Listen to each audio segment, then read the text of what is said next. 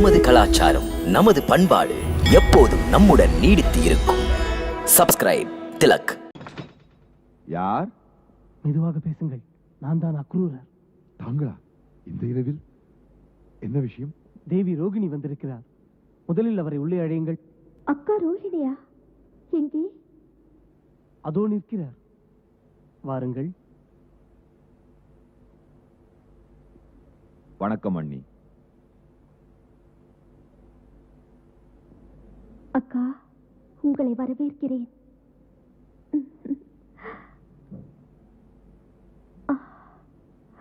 உள்ளே சென்று பேசுங்கள்.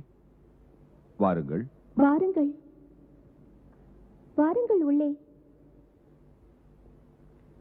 வாருங்கள். நீங்கள் இருவரும் போகும்போது பதுங்கி பதுங்கி செல்லுங்கள். யாரும் உங்களை பார்த்துவிடக் கூடாது. சரி.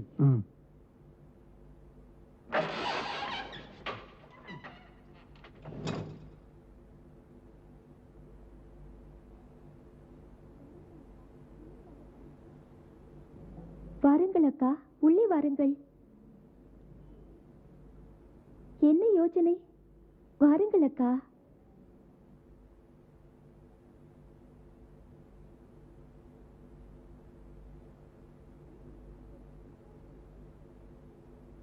ஏன் நிற்கிறீர்கள்? உட்காருங்கள்.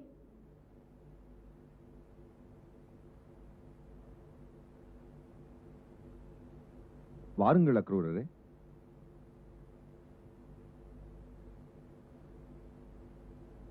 உட்காருங்கள். தாங்களும் உட்காருங்கள்.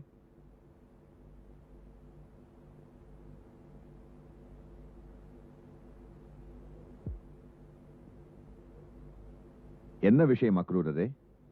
எல்லோரும் நலம்தானே? நலம் எங்கே நந்தரை? கம்சன் மன்னர் உக்ரசேனரை பாதுகாப்பில் வைத்திருக்கிறான்.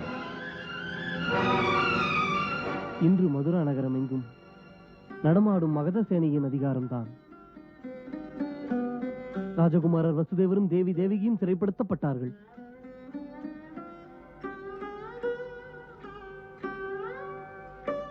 நிலைமை மோசமாவதால் இனி அங்கிருப்பது அவ்வளவு நல்லதில்லை என்று கருதி பாதுகாப்புக்காக தங்களிடம் அழைத்து வந்தேன்.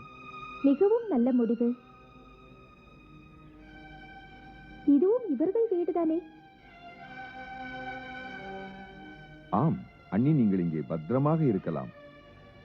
வித்தியாசமாக நினைக்க வேண்டாம். அக்கா, இங்கே உங்களுக்கு ஒரு கஷ்டமும் இருக்காது. தங்கள் வீடு போலவே இங்கு தாராளமாக இருக்கலாம். அக்கா, நாம் புதியவர்கள் இல்லையே? புதியவர்களும் இல்லை, நாம் பழகாதவர்களும் இல்லை யசோதா. உன்னை பற்றி எனக்கு தெரியாதா? கவலை மனதை அரிக்கிறது. பாதிக்கப்பட்ட உங்கள் மனவேதனை புரிகிறது தேவி. ஆனால் தாங்கள் யார் என்பதை மறக்காதீர்கள். தாங்கள் சூரவம்சத்து ராஜகுல மருமகள். அந்த குலத்தில் இன்று சுதந்திரமாக இருப்பவர் நீங்கள் மட்டும்தான்.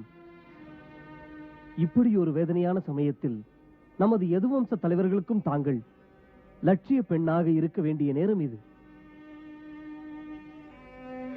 கவலைகளை மறந்து தங்கள் கடமைகளை நினைவுபடுத்திக் கொண்டு அரசியல் சூறாவளியில் இருந்து தர்மத்தை காக்க வேண்டிய காலம் இது. தங்கள் சுதந்திரத்தையும் பாதுகாப்பையும் கவனிக்க வேண்டிய கடமை எங்களுடையது. உங்களுக்கு நான் எதுவும் சொல்ல வேண்டியதில்லை. உங்களுடைய தந்தை மிகப்பெரியவர், குருவம்சத்தின் அரசர். ஆபத்தான அரசியல் சுதரங்கம் இது. இந்த சிக்கலான சமயத்தில் நமது ராஜகுலத்தின் ஒவ்வொருவருக்குமே நம்பிக்கை தீபமாக நீங்கள் இருந்து வீர ஒளி காட்டுங்கள்.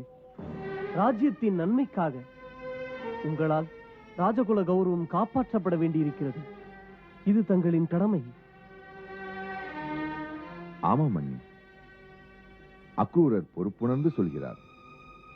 இதை ஏற்பதுதான் இன்று தங்களுடைய கடமை. பதுங்குவது பாதுகாப்புக்காக. நந்தரே, தேவியாரின் பாதுகாப்பு தங்கள் கையில் தான் இருக்கிறது. இது அந்த கம்சனுக்கு தெரிந்தால்? அதை பற்றி கவலையே படாதீர்கள் அக்ரூரரே. பாதுகாப்பே நாளை ஒரு பிரச்சனையாக உருவெடுக்கும் பட்சத்தில் கோகுலத்தில் எல்லாருமே தம் உயிரை தரவும் காத்திருக்கிறார்கள்.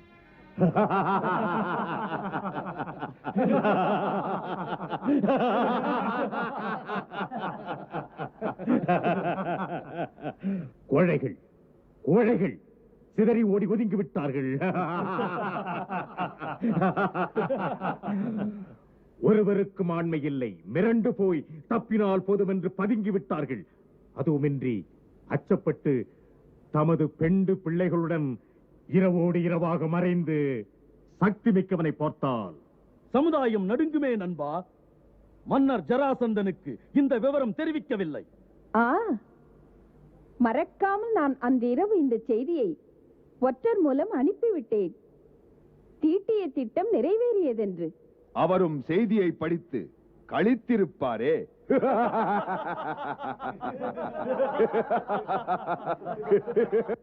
இப்போதே உன் ராஜாபிஷேகத்திற்கு அவருக்கு அழைப்பு அனுப்பிவிடு. ராஜ்யாபிஷேகமா? ஆம், ராஜாபிஷேகம் உனக்கு நீ செய்தாக வேண்டும். யோசித்து பேசு. மாளிகையில் மௌன புரட்சிக்கு வித்திட்டாய். நீ மன்னனை கொல்லக்கூடாது என்றாய்.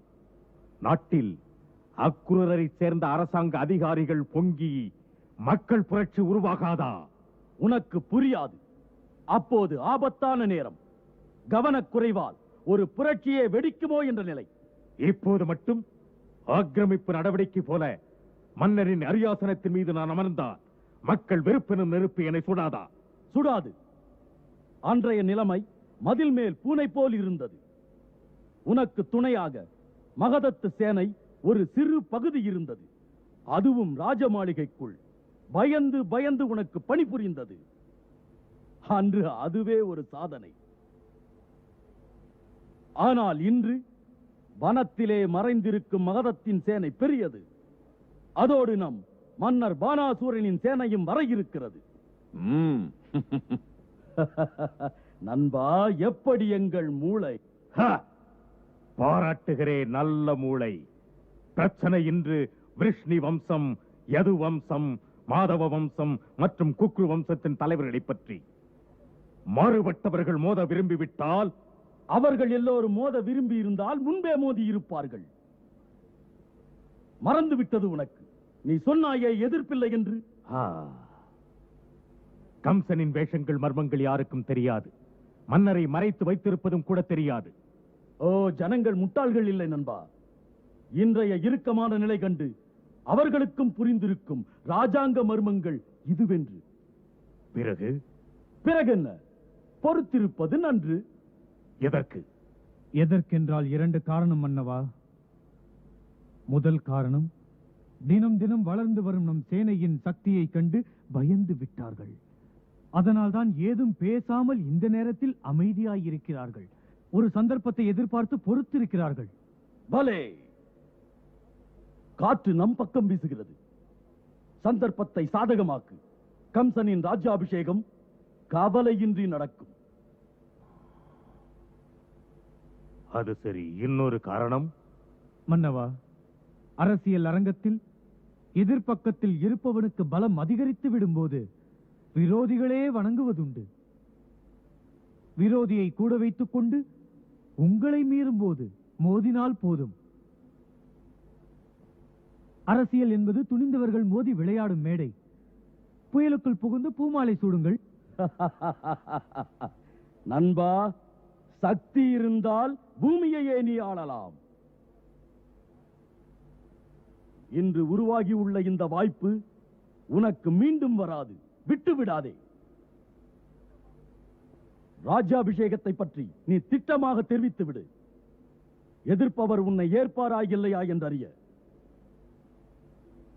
உன் சபையில் உன் எதிரிகள் உன் முன்னால் ஒடுங்கி நிற்க வேண்டும். பிறகு பார், ஆட்சியில் அநீதி என்று போனார்களே, அவர்கள் திரும்பி வருவார்கள். பிறகு கம்சனின் ஆட்சியை கலைக்க முடியாது. யோசிக்க வேண்டாம். ராஜ்யாபிஷேகத்தை அறிவித்து விடு. முடிசூட்டு விழா முரசுகள் முழங்கட்டும்.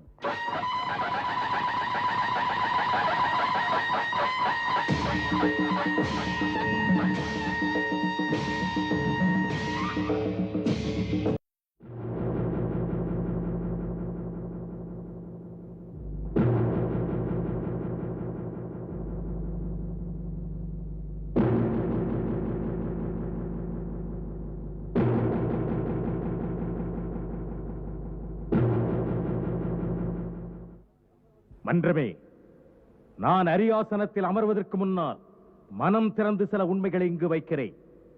இந்த பொன்னான நேரத்தில் மன்னர் இல்லாமல் எனக்கு முடிசூட்டு விழா வைபவம் நடக்க இருப்பது என் வரையில் மகிழ்ச்சியை தரவில்லை.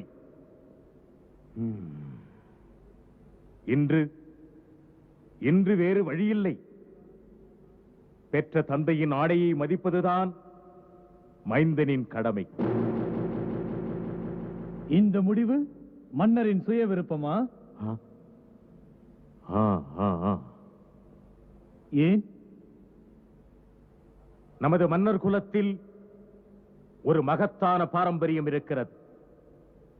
வயோதிகம் வந்துவிட்டால் நமது மன்னர்கள் தானாகவே துறவு பூண்டு பகவான் நினைப்பில் ஈடுபடுவார்கள்.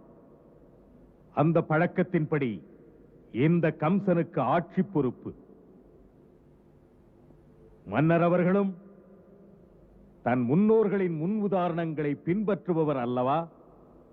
அதைத்தான் செய்திருக்கிறார். நம் அரசர் நமது பூஜைக்குரிய ராஜபுரோகிதருடன் சந்நியாசமேற்று வனம் செல்வதற்கு கூட திட்டமிட்டார். புலம்பினேன். பெற்ற என் தந்தையை பிரிய மனம் வரவில்லை. போகாதீர்கள் போகாதீர்கள் என தடுத்தேன். அன்புள்ள தந்தையும் இறங்கி முடிவை மாற்றி புலம்பாதே மகனே என்றார். சொன்னவர் எனக்கு ஒரு கட்டளையிட்டார். அதன்படி அவர் அரியாசனத்தில் நான் அமர வேண்டும். அவர் சந்நியாசி கோலத்திலே ராஜ மாளிகையின் சோலையிலே ஒரு மூலையிலே ஒரு குடில் அமைத்துக் கொண்டு தனியாக தியானத்தில் அமருவார். அந்த பெரியவரை மீண்டும் இந்த பாசம், பந்தம், பதவி என்ற முள் மெத்தையிலே அமர வைக்க கூடாது. அவரை தரிசிப்பதற்கு பக்கத்திலே செல்லக்கூடாது. தியானத்திற்கு இடைஞ்சல்கள் உண்டாக்கக்கூடாது.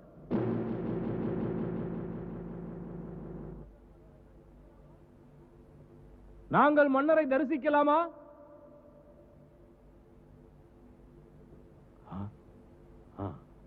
தரிசிக்கலாம், தரிசிக்கலாம். கம்சனுக்கு தெரியும் இன்று மக்கள் அவர் தரிசனத்திற்காக ஆவலோடு இருப்பது. அதனால் நான் ராஜமாளிகை நெடுஞ்சாலையின் முன்னால் ஒரு ஏற்பாடு செய்திருக்கிறேன். தரிசனத்திற்கு போகும் மக்கள் எல்லாம் அவர் குடிலை மட்டும் பார்த்து வணங்கலாம். அவருக்கு விருப்பம் இருந்தால் அந்த குடிலுக்குள் இருந்தே அனைவருக்கும் ஆசி வழங்குவார்.